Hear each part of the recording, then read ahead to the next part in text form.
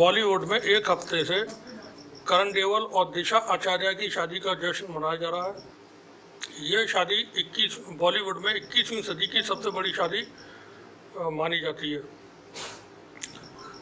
शादी चूँकि धर्मदेव सिंह देओल यानी धर्मेंद्र के पोते की है, सनी देओल के बेटे की शादी है, बॉबी देओल के भतीजे की शादी है, तो ऐसे में पूरा फिल्म इंडस्ट्री इस शादी में इन्वॉल्व है।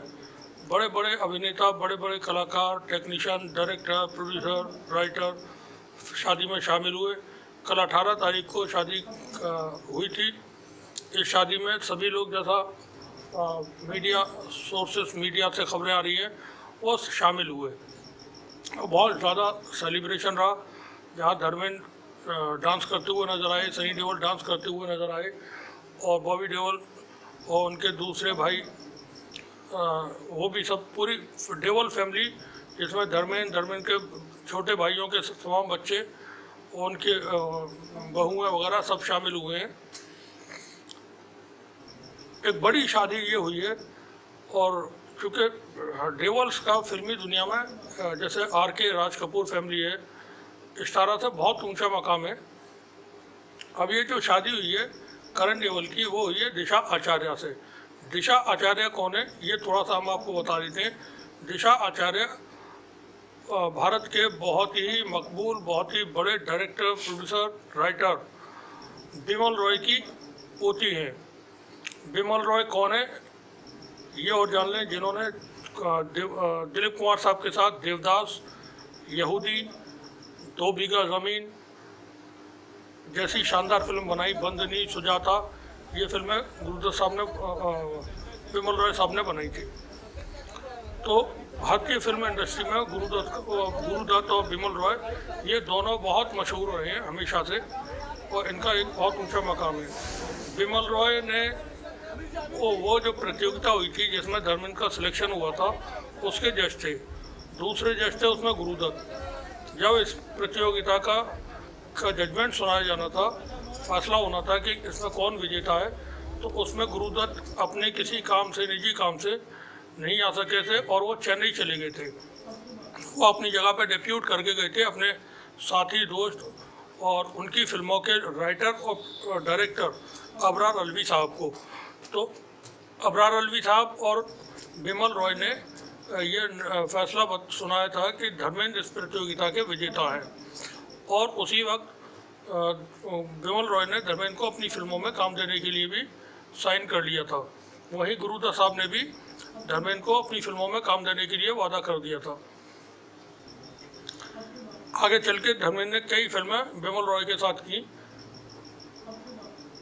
बिमल रॉय या गुरुदत्त के साथ कोई फिल्म हो पाती, उससे पहले धर्मेंद्र को अर्जुन हेमुंगरानी नाम के एक प्रोड्यूसर ने साइन कर लिया था अपनी फिल्म के लिए, दिल भी तेरा हम भी तेरे। ये फिल्म एक म्यूजिकल फिल्म थी, लव स्टोरी फिल्म थी, और इसमें उस ज़माने के बहुत बड़े डायरेक्टर, वो एक्टर बलराज साहनी मौजूद थे। फिल्म एवरेज रही थी, लेकिन इस फिल्म का मुकेश का गाया हुआ गाना मुझको इस रात की तन्हाई में आवाज़ न दो, वो बहुत ज़्यादा मशहूर हुआ। आज भी पॉपुलर है, हर वक्त में लोग सुनते हैं, हर उम्र के लोग इस गाने को सुनते हैं। और यहाँ से धर्मेंद्र का जो फिल्मी कैरियर था वो चल पड़ा। उसके बाद बहुत अच्छी फिल्में धर्मेंद्र की आती रही। और ये वो दौर था जब मनोज कुमार, जो धर्मेंद्र के साथी थे, दोस्त थे, बहुत गहरे दोस्त थे, शशि कपूर, जो बहुत अच्छे गहरे दोस्त थे, ये सब लोग भी एक साथ ही फिल्मों में आए थे। लेकिन उन सब में धर्मेंद्र न सिर्फ आगे निकल गए, बल्कि सबसे ही ज़्यादा आगे निकल गए। और वो सन 70 के दशक के, 80 के दशक के और 90 के दशक के सबसे मकबूल, सबसे ज़्यादा अहमियत वाले, सबसे ज़्यादा पैसा लेने वाले एक्टर थे। और जो मकाम धर्मेंद्र का था, वैसे राजेश खन्ना का भी थोड़ा सा पीरियड रहा 3-4 साल का, और वो सुपरस्टार कहलाए। लेकिन वो पोजीशन राजेश खन्ना को कभी हासिल नहीं हुई जो धर्मेंद्र को हासिल हुई थी। जिस वक्त में राजेश खन्ना की हिंदुस्तान में आंधी आई हुई थी, और उनकी फिल्मों के सामने कोई फिल्म अपनी पर्दे पर नहीं लाता था बड़े बड़े डायरेक्टर, प्रोड्यूसर, उस वक्त में भी धर्मेंद्र की फिल्में लगातार राजेश खन्ना की फिल्मों के साथ आती रहीं, और वो golden jubilee, silver jubilee hit होती रहीं। तो धर्मेंद्र के ऊपर किसी के भी आने और किसी के जाने का कोई फ़र्क नहीं पड़ा था, क्योंकि पोजीशन इतनी मजबूत हो गई थी। उसकी वजह से उनका जो मकाम था और जो डायरेक्टर्स थे वो उनको पसंद करते थे, और धर्मेंद्र को लेकर के ही कहानियाँ लिखी जाती थी उस दौर में। तो ये पोजीशन थी धर्मेंद्र की। अब ये दिशा चारा के साथ उनके पोते करण देओल की शादी हुई है। यह सब हम बता रहे थे कि धर्मेंद्र ने पहली फिल्म से जो काम किया उसके डायरेक्टर अर्जुन हेमुंगरानी थे। उसके बाद अर्जुन हेमुंगरानी ने कभी किसी दूसरे एक्टर के साथ काम नहीं किया, सारी फिल्में धर्मेंद्र के साथ बनाई। कहानी किस्मत की, कातिलों के कातिल, खेल खिलाड़ी का, करिश्मा कुदरत का, सल्तनत खिलाड़ियों के खिलाड़ी, खतरों के खिलाड़ी, तमाम फिल्में जो भी थी, तो एक बॉन्डिंग हो जाती थी धर्मेंद्र की। जिस डायरेक्टर, प्रोड्यूसर, राइटर, एक्टर जिसके साथ भी काम किया, कभी धर्मेंद्र के ताल्लुकात ख़राब नहीं हुए। वही वजह है कि आज धर्मेंद्र की जो रेस्पेक्ट है फिल्म इंडस्ट्री में, वो लोग करते हैं हर वक्त में। चाहे वो सीनियर धर्मेंद्र के थे, वो लोग धर्मेंद्र से प्यार करते थे, धर्मेंद्र के साथ के थे, वो उनका रेस्पेक्ट करते थे।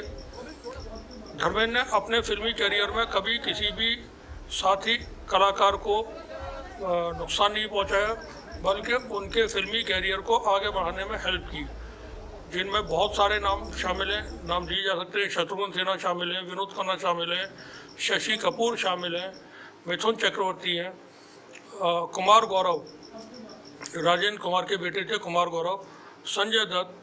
इन लोगों के फिल्मी करियर में धर्मेंद्र ने वक्त वक्त पर जहाँ भी जरूरत हुई मदद की है, फिल्में दिलवाई हैं। मिथुन चक्रवर्ती का अपना इंटरव्यू में कहना है कि जिस वक्त मैं आत्महत्या करने का सोच बैठा था, उस वक्त धर्म जी ने मुझको फिल्मों में काम दिलवाया था।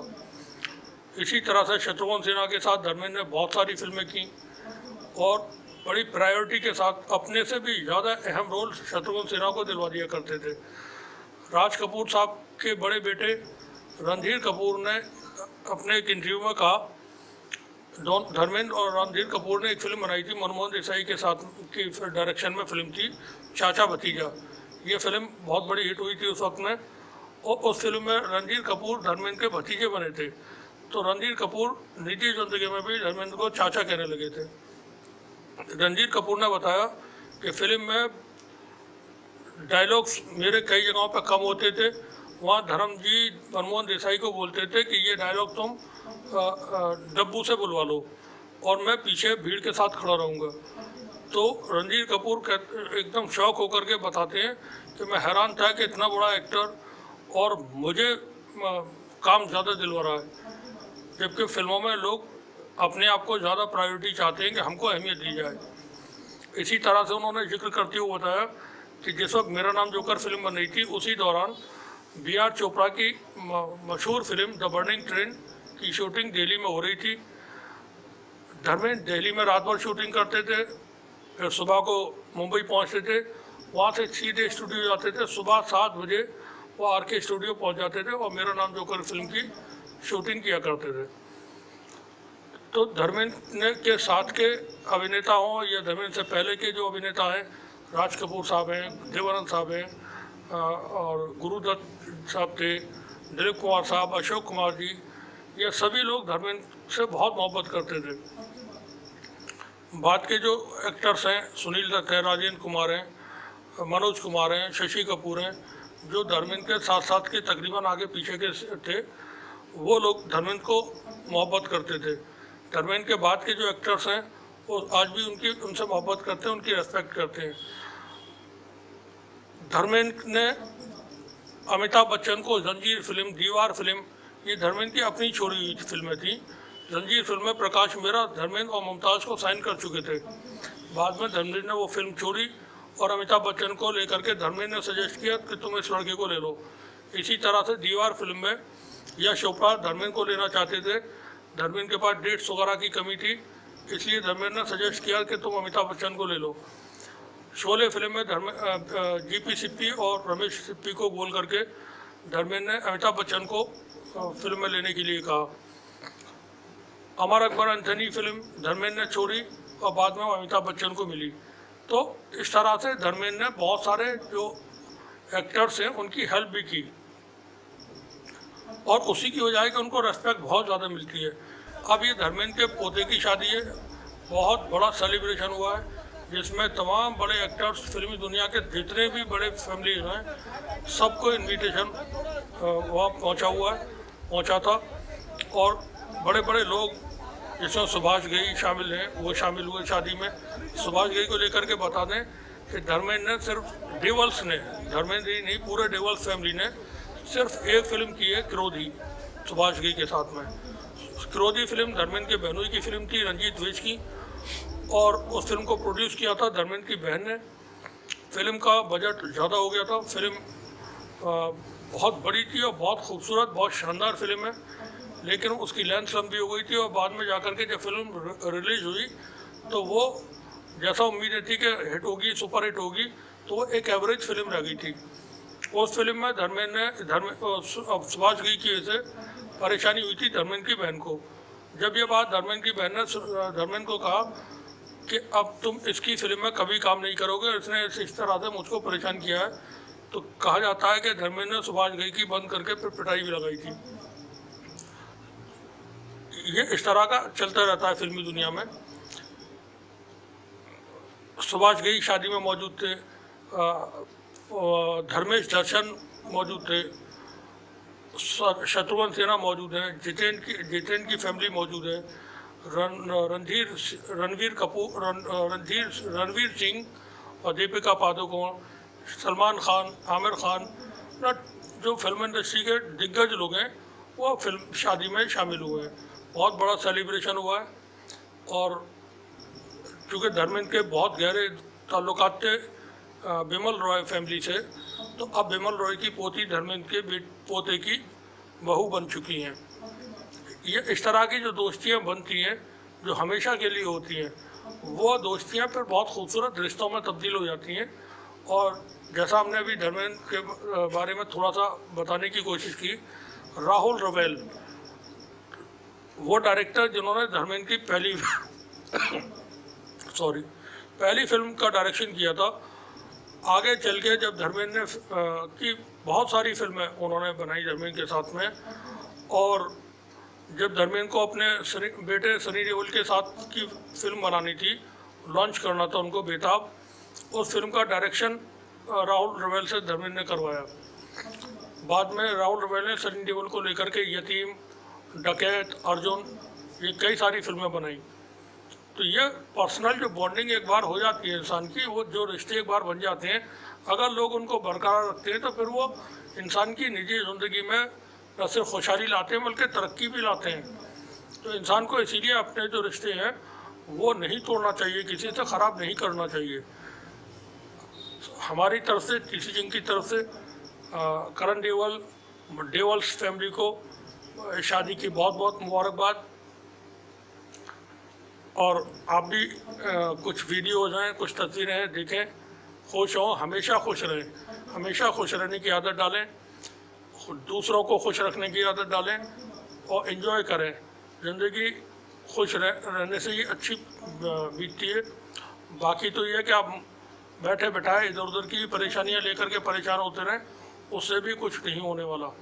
तो खुश रहिए, हमेशा खुश रहिए। शुक्रिया आपका, बने रहिए, टीसी न्यूज़ देखते रहिए।